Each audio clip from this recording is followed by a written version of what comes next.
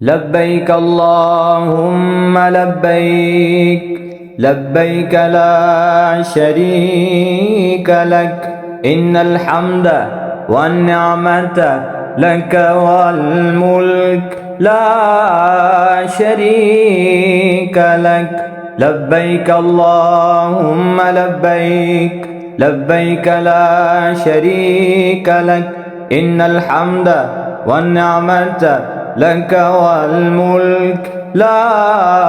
شريك لك۔ بسم اللہ الرحمن الرحیم۔ سیدنا کریم صلی اللہ علیہ وآلہ وسلم۔ معزز سامعین و ناظرین، مرکزی دارالعلوم محمدیہ غوثیہ بیرا شریف سے ایام حج کی خصوصی ٹرانسمیشن حج سفر محبت کے ساتھ حاضر خدمت ہیں۔ یہ وہ مبارک ایام ہیں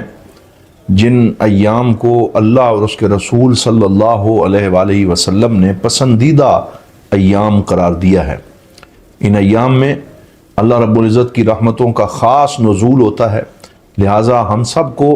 شعوری طور پہ ان ایام کو گزارنا چاہیے، اس کی برکتوں کو محسوس کرنا چاہیے، اور حج کے بالخصوص یہ جو 10 دن ہیں جنہیں عشرہ ذی الحج کہا جاتا ہے، ان 10 دنوں کو خصوصی اہتمام کے ساتھ گزارنا یہ ہمارے پاک نبی حضرت محمد الرسول اللہ صلی اللہ علیہ وآلہ وسلم کی سنت مبارکہ ہے۔ سرکار دو عالم صلی اللہ علیہ وآلہ وسلم ان دنوں میں کثرت کے ساتھ عبادت کا اہتمام فرماتے، ذکر اور تسبیحات کا اہتمام فرماتے، تلبیہ پڑھتے، اور ان دنوں کے اندر آپ ترغیب دیتے تھے صحابہ کرام اور مومنین کو کہ وہ زیادہ سے زیادہ اللہ رب العزت کی عبادت کریں۔ ایک حدیث پاک میں سرکار دو عالم صلی اللہ علیہ وآلہ وسلم نے ارشاد فرمایا، ما من یوم العمل الصالح فیہا احب الی اللہ من هذه الایام ای العشر الاوائل من ذی الحجہ، کہ سرکار دو عالم صلی اللہ علیہ وسلم نے فرمایا کہ پورے سال کے اندر بہت سے دن ہیں، لیکن ان 10 دنوں سے زیادہ اللہ رب العزت کو نیک اعمال اور کسی دن میں اتنے پسندیدہ نہیں ہیں جتنے ان 10 دنوں میں پسندیدہ ہے۔ تو اس طرح کی جو احادیث ہیں وہ ہمیں رغبت دلاتی ہیں کہ جو ذوالحج شریف کے 10 ایام ہیں ان کو شعوری طور پہ ایسے گزارا جائے کہ وہ اللہ اور اس کے رسول صلی اللہ علیہ وسلم کی رضا اور قرب کا ذریعہ بنے۔ اسی وجہ سے مرکزی دارالعلوم محمدیہ غوثیہ بیرا شریف سے ہم ان 10 دنوں میں خصوصی حج ٹرانسمیشن پیش کرتے ہیں، جس میں دارالعلوم بیرا شریف کے اساتذہ کرام حج کے مقاصد، حج کے اہداف اور حج کے خصوصی اعمال اور مناسک کے اوپر گفتگو فرمائیں گے۔ آپ سنیں گے کہ ان دنوں کی کیا خصوصیت ہے، تاکہ ہمارے دل میں بھی شوق اور تمنا آرزو پیدا ہو۔ ہم دعا کریں کہ اللہ تعالی ہمیں بھی حجاج بیت اللہ الحرام میں داخل فرمائے، ہمیں بھی یہ سعادت عطا فرمائے کہ ہم بھی ان پاک دنوں میں وہاں حاضر ہوں، فریضہ حج ادا کریں۔ وَلِلَّهِ عَلَى النَّاسِ حِجُّ الْبَيْتِ مَنِ اسْتَطَاعَ إِلَيْهِ سَبِيلًا، تو پوری زندگی میں ایک دفعہ کم از کم یہ جو آدمی استطاعت رکھتا ہے اس پہ حج کرنا فرض قرار دیا گیا ہے۔ تو یہ 5 جو ارکان اسلام ہیں ان میں سے ایک بہت بڑا رکن ہے کہ حج کو ادا کرنا، اس کے تمام مناسک کو سیکھنا اور مناسک کا علم جو ہے یہ لینا۔ یہ خود رسول اللہ صلی اللہ علیہ وسلم کا حکم ہے۔ جب آپ نے حج فرمایا تو آپ بار بار صحابہ کرام سے فرماتے تھے، خذوا انی مناسککم، کہ مجھ سے اس کے مناسک لے لو، سیکھ لو۔ تو پھر صحابہ سوال کرتے تھے، حضور صلی اللہ علیہ وسلم جواب دیتے تھے۔ تو اس سے یہ پتہ چلا کہ یہ جو ایک ایکٹیویٹی ہے اور سرگرمی ہے کہ جس میں حج کے مقاصد اور اس کی تعلیمات کو سیکھا جائے، یہ بھی رسول اللہ صلی اللہ علیہ وسلم کی رضا اور خوشنودی کا سبب ہے، قرب مصطفیٰ صلی اللہ علیہ وآلہ وسلم کا ذریعہ ہے۔ اور صحابہ کرام رضوان اللہ علیہ مجمعین کیونکہ ہجرت کر کے حضور کے ساتھ مکہ المکرمہ سے مدینہ منورہ آ گئے تھے، اور پھر حج جب فرض ہوا تو اس کے بعد ان کو واپس جانے کا موقع نہ ملا، اور ان کے اندر بہت زیادہ تڑپ تھی کہ وہ جائیں اور جا کے یہ حج کا فریضہ ادا کریں۔ کئی سال گزرتے گئے، ان کی تڑپ میں اضافہ ہوتا چلا گیا، لیکن انہیں حج کی سعادت حاصل نہ ہو سکی، حتیٰ کہ سن 9 ہجری اور سن 8 ہجری میں رسول اللہ صلی اللہ علیہ وآلہ وسلم نے پہلا ایک قافلہ حج کا بھیجا، اور اس کا امیر حج حضرت سیدنا ابو بکر صدیق رضی اللہ تعالیٰ عنہ کو مقرر کیا۔ پھر پیچھے جب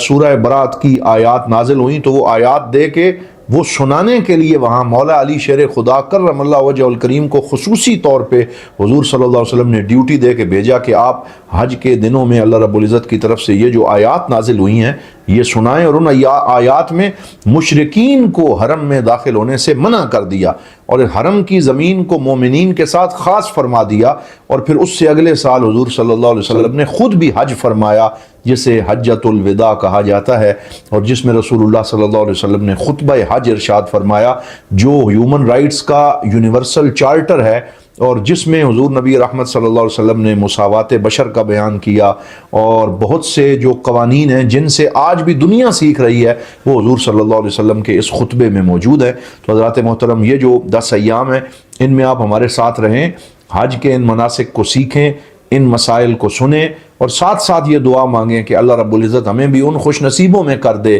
جنہیں حج کی توفیق نصیب ہوتی ہے، جنہیں بارگاہ حرمین شریفین کی حاضری ملتی ہے، جن کو حج کا احرام باندھ کے تلبیہ پڑھنا نصیب ہوتا ہے، جو حج تمتع اور حج قران سے فیض یاب ہوتے ہیں، جو حج افراد کرتے ہیں، جو حج کے دنوں میں مشقتیں برداشت کر کے وہاں اپنے اخلاق کو سنوارتے ہیں، اللہ رب العزت کی بارگاہ سے اپنے لیے اور پوری ملک و قوم اور ملت اسلامیہ کے لیے دعائیں مانگتے ہیں۔ اللہ کریم سب کو ان خوش نصیبوں میں شامل فرمائے اور زندگی میں ہمیں حج کا موقع اور سعادت عطا فرمائے۔ آئیے آج کے اس پروگرام میں میں چند احادیث پاک حج کی اہمیت کے حوالے سے عرض کر دیتا ہوں۔ ان ابن عباس رضی اللہ تعالی عنہما، یہ حضور صلی اللہ علیہ وسلم کے چچا زاد حضرت عبداللہ ابن عباس رضی اللہ تعالی عنہما کی حدیث ہے جو ابن ماجہ میں ذکر ہوئی ہے۔ قال رسول اللہ صلی اللہ علیہ وآلہ وسلم من اراد الحج فلیتعجل، کہ جو حج کا ارادہ کرتا ہے وہ جلدی کرے، وہ اس میں سستی نہ کرے، وہ یہ نہ کہے جی زندگی پڑی ہے ہم پھر کر لیں گے، بلکہ وہ جلدی کرے۔ فإنه قد يمرض المريض وتضل الضالة وتعرض الحاجة، کہ حضور صلی اللہ علیہ وسلم نے فرمایا کبھی انسان مریض ہو جاتا ہے پھر وہ نہیں جا سکتا، کبھی اس کی سواری گم ہو جاتی ہے، اور کبھی اسے کوئی ایسی حاجت پیش آ جاتی ہے جو اس کے سفر میں آڑے آ جاتی ہے، لہٰذا اس سے پہلے کہ تمہیں کوئی اور مسئلہ بن جائے، کسی اور مشقت کے اندر تم شکار ہو جاؤ، اس فریضے کی ادائیگی میں جلدی کرو۔ تم اپنے دل میں مدینے کی آرزو رکھنا، پھر ان کا کام ہے جذبوں کی آبرو رکھنا۔ تو یہ حضور صلی اللہ علیہ وسلم نے ترغیب دلائی کہ جو استطاعت رکھتا ہے پھر اس کو دیر نہ کرے۔ ان ابی ہریرہ رضی اللہ تعالی عنہ قال سئل النبی صلی اللہ علیہ وآلہ وسلم ای الاعمال افضل،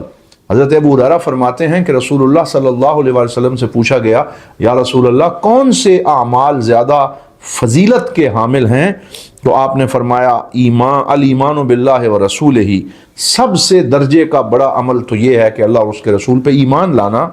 ثم ماذا؟ قال جہاد فی سبیل اللہ، اللہ کی راہ میں جہاد کرنا۔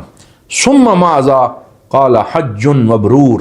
کہ نیکی اور تقوی کے ساتھ حج ادا کرنا۔ گویا ایمان اور جہاد فی سبیل اللہ کے بعد تیسرے درجے پہ حضور نبی رحمت صلی اللہ علیہ وسلم نے حج کے فریضے کا ذکر فرمایا، اور یہ بخاری شریف میں حدیث پاک مذکور ہے۔ اسی طرح حضرت سیدنا ابو ہریرہ رضی اللہ تعالی عنہ سے مروی ہے کہ رسول اللہ صلی اللہ علیہ وسلم نے ارشاد فرمایا من حج للہ فلم یرفس ولم یفسق رجع کیوم ولدتہ امہ، جس نے حج کیا اور اس میں کوئی گناہ نہ کیا اور اپنے اعمال پہ نظر رکھی، فسق و فجور سے بچا رہا، تو وہ ایسے لوٹ کے آتا ہے جیسے ابھی اس کا نیا جنم ہوا ہے، اور اس کا سارے کے سارے گناہ بخش دیے جاتے۔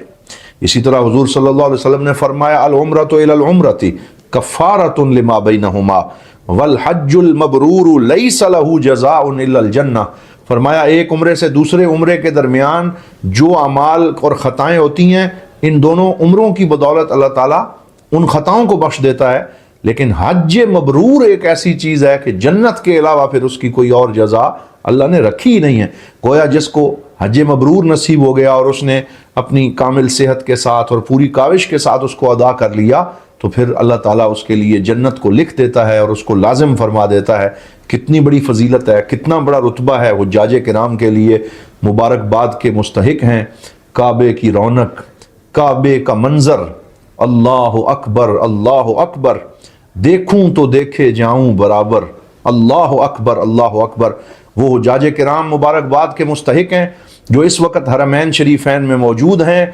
اور اللہ رب العزت کے گھر کی حاضری دے رہے ہیں، طواف کر رہے ہیں، عمرے کر رہے ہیں اور مناسک حج کے لیے پوری نیت کے ساتھ تیار بیٹھے ہیں۔ اللہ کریم سب حجاج کرام کی اس حاضری کو اپنی بارگاہ میں قبول فرمائے۔ جب حضور صلی اللہ علیہ وسلم حج پہ نکلے، انشاءاللہ آپ ایک پورا پروگرام بھی حضور کے حج کے حوالے سے سنیں گے، تو آپ صلی اللہ علیہ وسلم کے ساتھ 1 لاکھ سے زیادہ حجاج کرام تھے، اور یہ بہت بڑا حج کا سفر تھا جو حضور صلی اللہ علیہ وسلم نے کیا۔ تو اس میں صحابہ کرام آہستہ آواز میں تلبیہ پڑھ رہے تھے، تو جبرائیل امین آ گئے اور انہوں نے عرض کیا، مر اصحابک یا محمد فلیرفعوا اصواتہم بالتلبیہ، کہ آپ اپنے اصحاب کو حکم دیں کہ وہ تلبیہ اونچی آواز سے پڑھیں، فإنہا من شعار الحج، کیونکہ اونچی آواز سے تلبیہ پڑھنا یہ حج کے شعار اور اس کی علامات میں سے ہے۔ یہ ابن ماجہ اور ابن خزیمہ اور امام حاکم نے مستدرک میں اس حدیث کو ذکر فرمایا ہے۔ تو یہ بہت سی احادیث پاک ہیں جن میں حج کے ان فضائل کو بیان کیا گیا ہے۔ تو آئیے ان 10 دنوں کے اندر، جن 10 راتوں اور 10 دنوں کی اللہ رب العزت نے قسم اٹھاتے ہوئے فرمایا ہے، والفجر ولیال عشر والشفع والوتر واللیل اذا یسر هل فی ذلک قسم لذی حجر، کہ یہ جو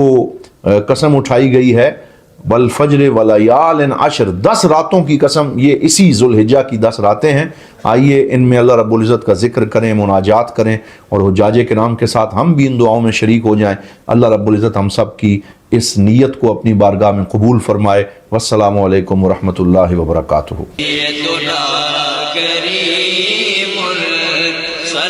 دارالعلوم محمدیہ غوثیہ بحیرہ شریف دینی اور عصری تعلیم کا بے مثال ادارہ ہے، جہاں عصر حاضر کے تقاضوں کے مطابق قرآن و سنت کی تعلیم دی جاتی ہے، اور ہر سال ہزاروں طلباء و طالبات زیور تعلیم سے آراستہ ہو رہے ہیں۔ زکوٰۃ و صدقات اور مالی تعاون اس عظیم ادارے تک پہنچا کر اس مشن میں اپنا حصہ ڈالیں۔ درجہ ذیل اکاؤنٹس پر اپنا تعاون ارسال فرمائیں۔